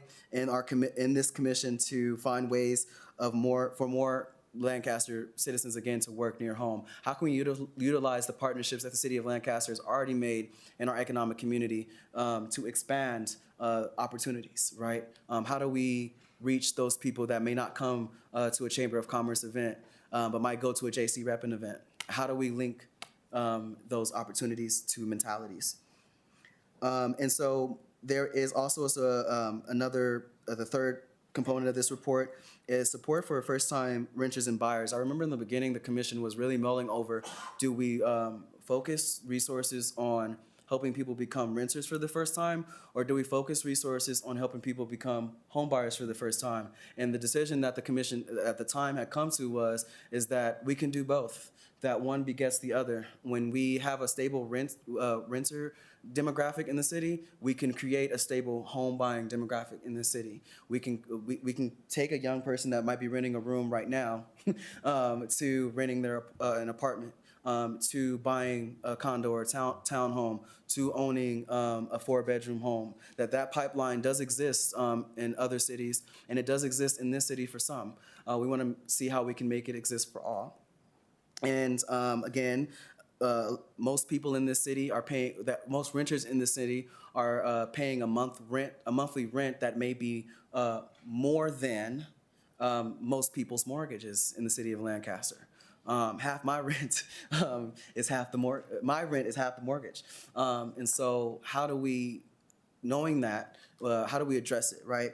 So some of the action that the Social Equity Commission has taken, which I'm one particularly very proud of, is that the commission worked with city staff to implement the home ARP allocation plan, which ARP means the American Rescue Plan, which the president and Congress passed and allotted our city millions of dollars to address some of the homelessness crisis that we are seeing in this city. And we work with city staff and the community to move over $2 million towards building affordable housing. So the creation of the city program for this was a creation of the city program for first-time buyers in the city of Lancaster, and also resulted in, we're advocating for financial literacy programs, and now we have financial literacy programs at the community center over at Yucca. We want to increase opportunities for people to, again, work near home. The financial literacy program will give people the tools they need for longevity. So again, we want to make sure that people are able to get a job, get a career, create jobs. They only can do that if they know how to handle their money, if they know what taxes are, if they know what credit is, if they know what business credit is, the difference between a state tax return, a federal tax return, how to write a check, things as simple as that we have seen that people out of high school don't even know. So our recommendations on this topic, first-time home buyers and renters, is to expand on these efforts. We want to propose improving workshops created by the city in consultation with landlords, realtors, and property managers, so on and so forth. I do want to report to the commission that after this report was finalized, as you see it right now, the city does have a workshop where you can come in and talk to a landlord about how to be a good renter, or how to even do an application. But again, we could always be doing more because we're never gonna be an equitable place. The goal is not to be an equitable place. The goal is always to be more equitable. Because as we have more people growing up in our city, as we have more people coming into our city, all we can ever do is be more equitable. We can't get to equity. Just like you can't get to grace, you just gotta be more graceful. And so, the rationale for this is that many people in our city have the means, right, to buy homes. They have the means, but they lack rental history, or they lack financial literacy, or other factors that make it less likely for them to be approved for a loan to buy a home, or to be approved to rent a property. So moving forward, we request direction from council to work with the city staff to put together a working group of relevant stakeholders, right? And we already started, right? A group of relevant stakeholders with the task of developing a workshop, a specific workshop based on the following framework. So it's a little small, so I'm gonna read it. The goals of this is to increase homeownership and affordable rental opportunities to the citizens of the city of Lancaster, to foster generational wealth through home ownership, to create home ownership through financial literacy, and most importantly, to solidify everybody's place in our community. So again, going back a little bit, we have the first-time home buyers program, right? We have the home ARP program. We're building affordable housing in our city. What can we do, and what can we advocate for as a commission, and what can we do as a city for longevity, to make sure that people can hold on to their affordable housing, to make sure that people understand how to navigate the housing market in Lancaster. So again, the objection is to use education to empower our citizens with the tools, knowledge, and resources necessary to navigate home buying, again, rental housing landscape. With guidance of the city of Lancaster, we can provide opportunity for prospective first-time renters and homeowners.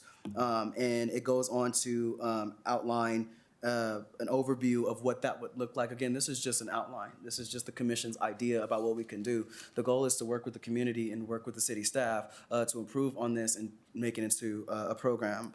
But some of the things that we were looking at were things like a rent-to-own module, a rental application module, understanding the market module, a credit module, a finding the right home or realtor module, mortgage module, financial navigation, insurance, taxes, and down payments, security deposits. What does all this mean? What do I need to have in my hand in order to be the best possible advocate to get into the housing market in Lancaster?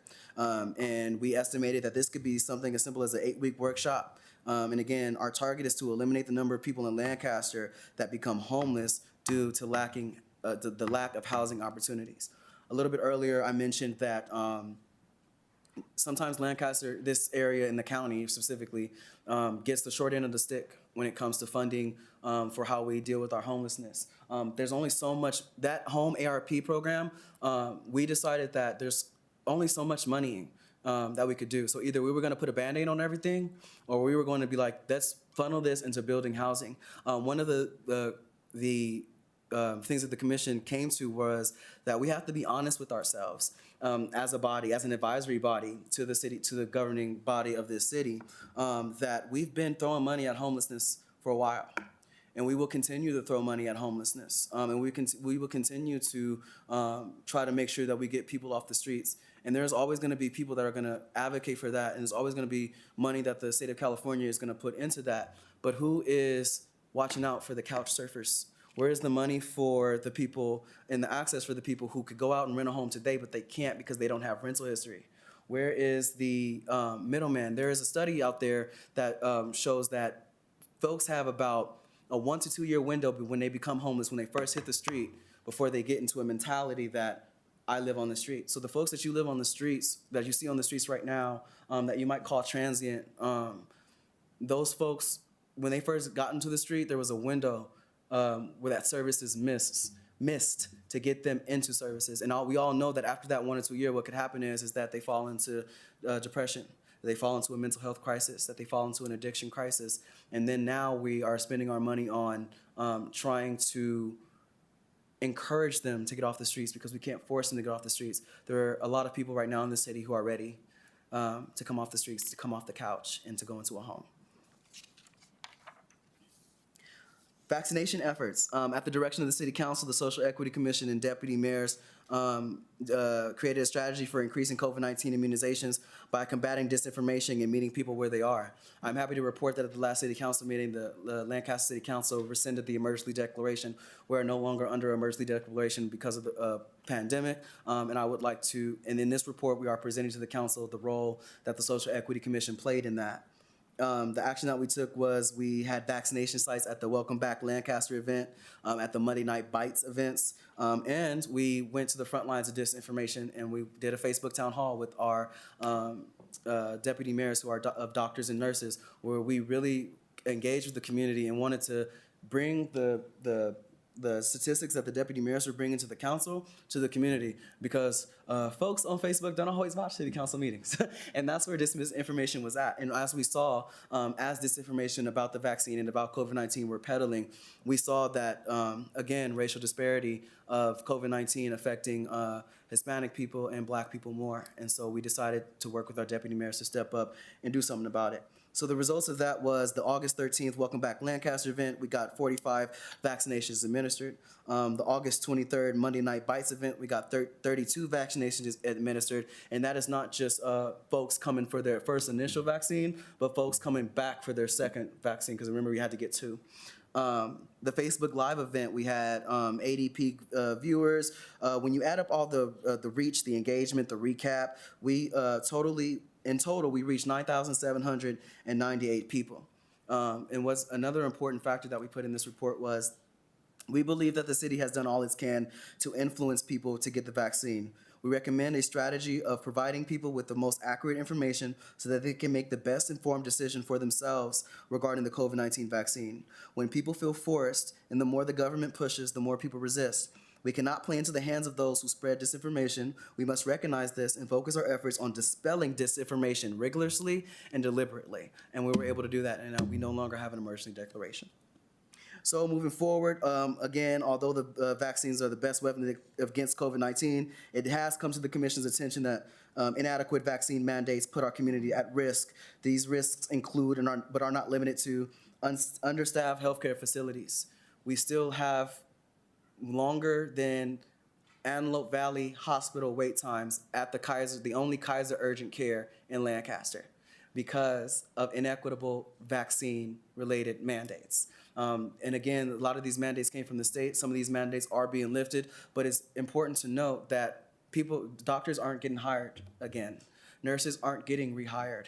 And it's not just nurses that come into contact with the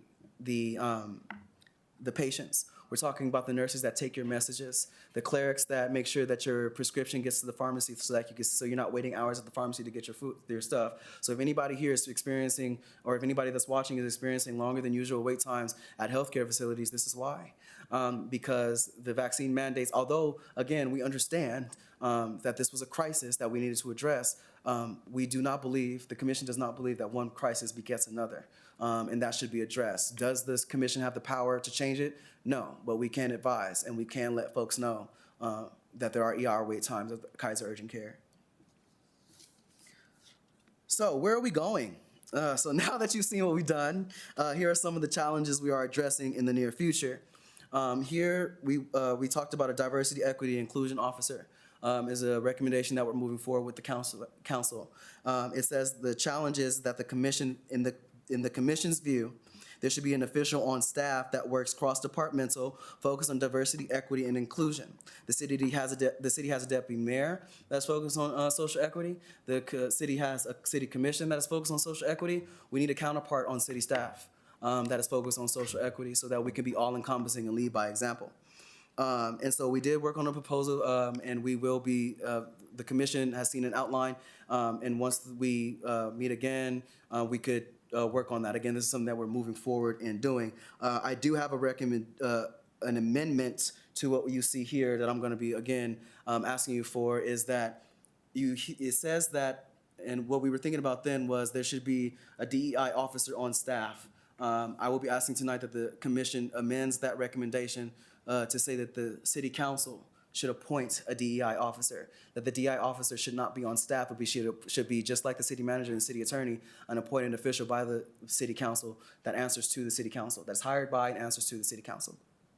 Another thing that we're doing moving forward is we want to facilitate a community response to inequities in DCFS. The challenge that we've seen is that the heartbreaking failures to keep families together and children safe at the same time. DCFS has come to the commission and presented their findings of disproportionate numbers of Black children in their system in relation to population. We look forward to working with the county with the help of the newly appointed Commissioner Frank Ramos to address these issues. Commissioner Ramos, I again appreciate you. One of the things that Commissioner Ramos said at the meeting before you were appointed was, we talk a lot. Well, let's show up, and I'm glad to see that Commissioner Ramos has shown up and brought that very much needed perspective to the city of Lancaster, and I'm looking forward to how we're going to address these issues in the near future. Safer streets. We look forward to presenting a plan to expand the See and Be Seen program to engage youth and young adults with the goal of stigmatizing dangerous vehicular activities. We had a young lady who came to the podium. We have seen so many different young people come to this podium, to this chamber, and express their leadership qualities. What we're going to be asking for as a city is we want to invest in that. We need young people's help to to stigmatize dangerous vehicular activities, to make it so that it's uncool to not wear your seatbelt, per se, that it's uncool to race, that it's uncool to run a yellow light, specifically because the leading cause of death in our community right now is dangerous vehicular activities for young people. That is the leading cause of death. In some communities, it's gun violence. In this one, it's dangerous vehicular activities. And so Rex Parrish is not the best spokesperson to tell young people to put their seatbelt on. And we don't listen to our parents, but we listen to each other. If you remember, well, some of us may remember, I grew up in a time where smoking cigarettes just wasn't cool. But my parents grew up in a time where smoking cigarettes was cool. It was young people that stigmatized nicotine and nicotine addiction and smoking cigarettes. We can do the same thing with dangerous vehicular activities. Administrative justice. We look forward to working with the city staff, consultants, and contractors to approve the city's administrative site program and spread the word about changes. Right now, we know that the city is working with the contractor to improve on the administrative site program to make it more constitutional and more equitable. We look forward to rolling that out and continue to be a bridge with to the community to make sure that the city's administrative justice meets not only constitutional standards, but the community standards. A more inclusive network. The Social Equity Commission is committed to expanding the city's network of artists and vendors at events. We did have a gentleman come to our commission and come to the city council to express that we're not seeing, they're not, a certain demographic of our community are not seeing themselves represented at community events. And if we want our citizens to participate in community events, if we want our citizens to know that they can come to the city of Lancaster and their event can be chartered or can be approved as an official event, it doesn't have to be shut down simply because you didn't think that you were welcome, we can help change that. And so we've already begun to do that. We're working with JC Rep and Entertainment to bring in a more diverse network for our city events. And again, we invite and look forward to the community input as we continue to work together to make Lancaster more equitable. Before I close, I would like to repeat my recommendations for action for the commission tonight. I recommend that the commission remove Article 1, Section B2, and amend Article 5, Section A1 to say official appointed by City Council and approve the contents of the report. That would be one motion. And my other recommendation for action for the commission is, if the commission so chooses, is to appoint a subcommittee to work with myself, the city liaison for the social equity, the city council liaison for the Social Equity Commission, on putting this into a presentation format to be presented on your behalf before the city council as soon as possible. And with that, I'm available for any questions. Yeah, so which were the amendments that you wanted to make? So the First Amendment, specifically? the First Amendment would be, the First Amendment will be Article 1, Section B2. So if you go to hybrid policing, number 1, Section B, recommendations, number 2, the Office of the Public Safety Director shall be separate from the Office of Police Chief. My only recommendation is that you remove that before you approve this report. And the second one would be an amendment to, one second, would be an amendment to Article 5, Section A. Where we're going is Article 5, Section A is Diversity, Equity, Inclusion Officer. The amendment would be, instead of official on city staff, it would say should be appointed, should be a position appointed by the city council. Okay. Or an official appointed by the city council. Okay, perfect. Thank you. Are there any further questions? Are there any further questions from the commission? Perfect, thank you so much. Thank you. Excellent job, thank you. Thank you.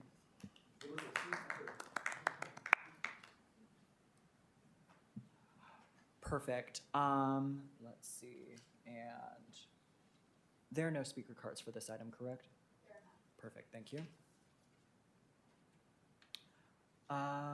Let's see, is there any discussion among the members of the commission on how we would like to proceed with the adoption of the equity report draft? I'd like to see it adopted with the changes that he suggested as well. Okay, perfect. So may I have a motion to make the adjustments to that draft? Yes. Thank you so much. I have a motion. Can I have a second? I second that motion. Perfect. Thank you so much. Commissioner Davis makes the motion and Commissioner Sanchez seconds.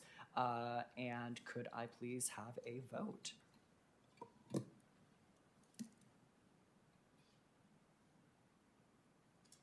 Perfect. Thank you so much. So the motion passes with 5 yes votes. The second part to this is the creation of a subcommittee for our commission to work with Sean to send this presentation over to the city council. So may I also have a motion for that? I make a motion for the commission to develop a subcommittee to help make the amendments and present to city council and report back to this body. Perfect, thank you so much. And may I have a second? A second. Thank you so much. And may I have a vote, please?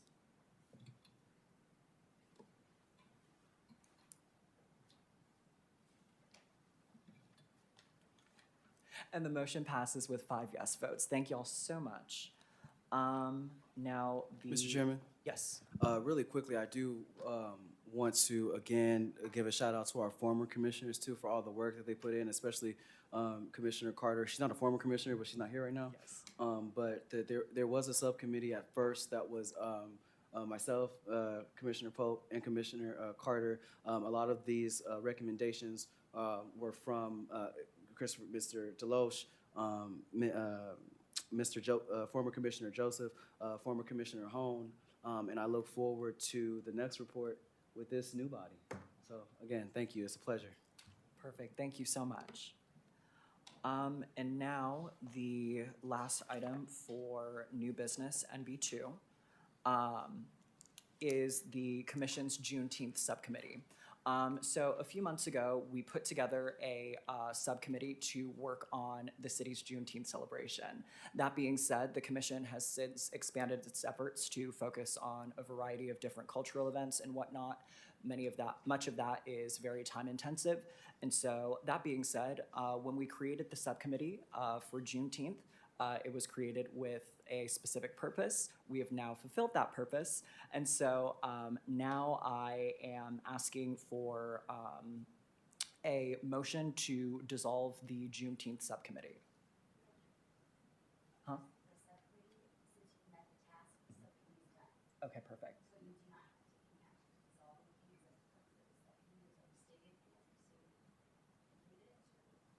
Perfect, thank you so much. Yeah, as I said, the commission has been working on a lot of different other events. And so that being said, I know that Mr. Chatters has been working very diligently on Juneteenth, and I know that he will continue to make a final product. So that being said,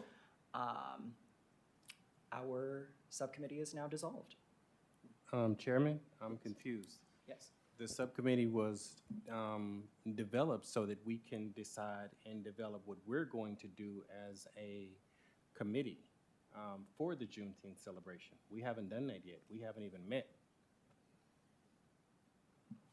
The subcommittee has had no meeting whatsoever. That's what I'm saying. Okay.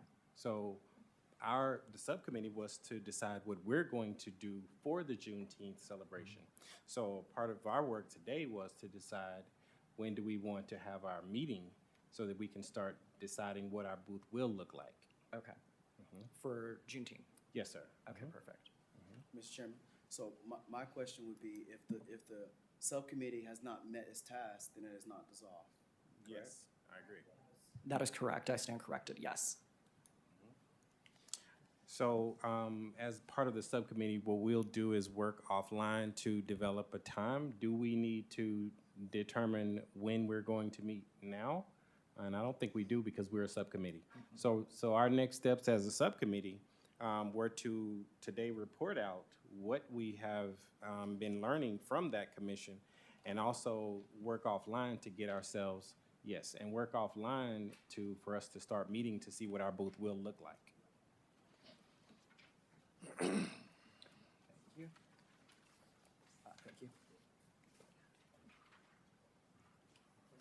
Thank you.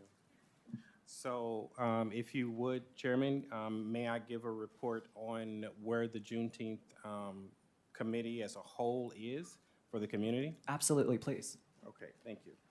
So as the chairman did point out, we have a FUBU-style Lancaster or Juneteenth celebration that the community is partnering with the city of Lancaster to come up with another production for our Juneteenth. Last year was successful. This year we have gotten ahead in the planning process. And the subcommittee, members of the subcommittee do continue to go to those meetings on a weekly basis to help structure that work and find out how we can help make it better. So just, I'm not going to read this whole thing, but just to give the community members who may not be aware of some of the highlights that are happening with the event.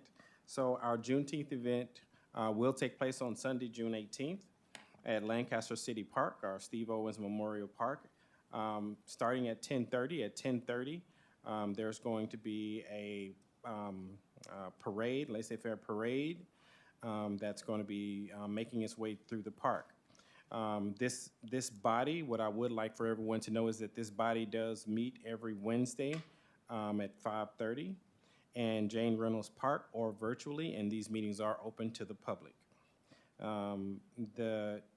We have about approximately 40 people on this planning committee, but again, our meetings are open to the public.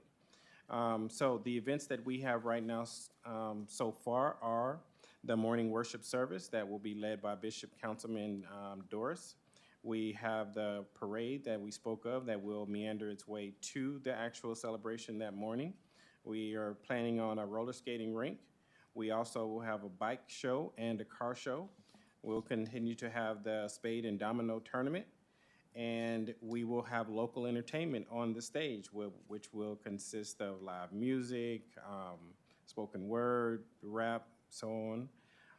And there will be a health and wellness zone that will encompass things like yoga, paint therapy, sound healing, drum circles, massage therapy, gardening, so on and so forth. There will also be an empowerment zone that will have things that will teach people how to take steps to overcome existing barriers to freedom. And also there will be art competitions. So these art competitions will be, some of the students may have a chance to win money. And there will be also a lot of family fun things like sack races, three-legged races, trivia, et cetera. The last thing is that we're still accepting applications for vendors. We encourage all vendors to apply by 4/21 at 5 p.m. And the last thing is that there is an ask that is there anyone on this commission who would like to be who would like to lead planning a virtual information session for food vendors. Last year we had a snafu with the food vendors, and we want to put on some type of a virtual session to help them understand how to make sure that they're prepared for this year. Is there anyone on the committee who would like to put on something like that? No? Okay. So I'll report back to the committee that there's no one who would like to do that. But again, if you have any questions about this, again, the meetings are on 5:30 at Jane Reynolds Park, and they're open to the public. If you have any questions, feel free to reach out to one of either myself, Commissioner Davis, or Commissioner Sanchez, and we'd be happy to help. Thank you. Perfect, thank you so much. Mr. Chairman? Yes. I want to thank the subcommittee again for the work that you've been doing. And there is a Juneteenth committee meeting today, and I appreciate that we do have a quorum here too. But again, I think Ms. Carter is over there right now, and that's the purpose for excusing her too. So they have been balancing these meetings every Wednesday, right, with their own work lives, their own work schedules, even with the schedule of this commission. And so we appreciate it, the council appreciates it, and we think it's going to be a great event. Thank you. Absolutely. And now on to commissioner comments.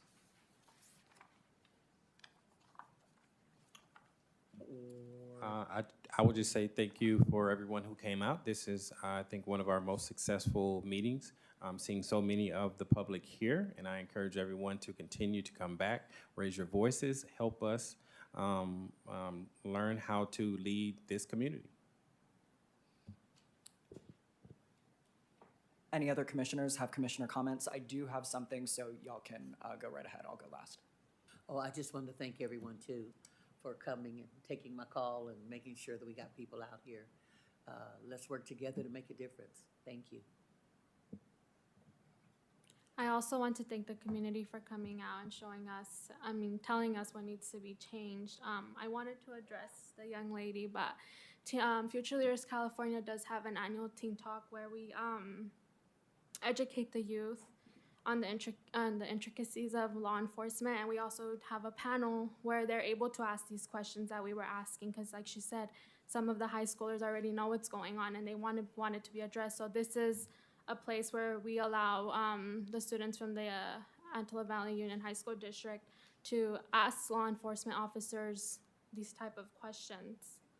So yeah, I just wanted to address that. Perfect, thank you.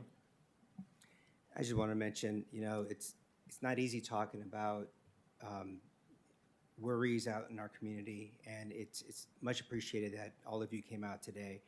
Law enforcement came out and they shared what they do, and I think with the feedback that we've received, a lot of feedback that we've received, then let's get this momentum. Let's keep it going, and let's try. And the lieutenant did say he would speak to the captain. Let's see if we can get some more information and hopefully enact some positive change that the community agrees with.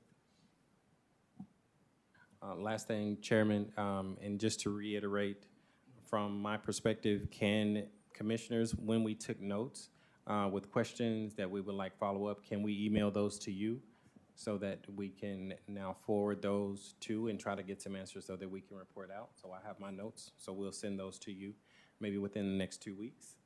Okay, thank you. Perfect. Mr. Chairman, before you speak, Yes. if there's other commissioners, I do want to make sure you get the last word. So I just wanted to share a story with the people that are here, with the commission. The sheriff captain knows about this story, and whoever's watching online. So a few city council meetings ago, I was coming home from a city council meeting. I stopped by my mom's house because that's what I do. She lives by City Hall. And I had left my mom's house to go to my home in Quartz Hill about maybe 10 or 11 o'clock at night. And I see that cars, there's a young black man in the middle of the street who is waving people down. And it's obvious that, like, this person needs help. But it was still scary. I did stop. I did slow down. He was like lifting his arm up. He was lifting his shirt up to show that he wasn't armed. And it was like he needed help. He didn't know how to say it. But people were scared. They didn't know what the situation was. And so I heard his call. I spoke to him I cracked my window. I spoke to him. And I called 911. I did a U-turn. I later found out that one of the cars that had pulled over was his family, who had also called 911. The dispatcher told me that they got multiple calls. I stayed with the young man. I stayed with the family until the sheriffs arrived.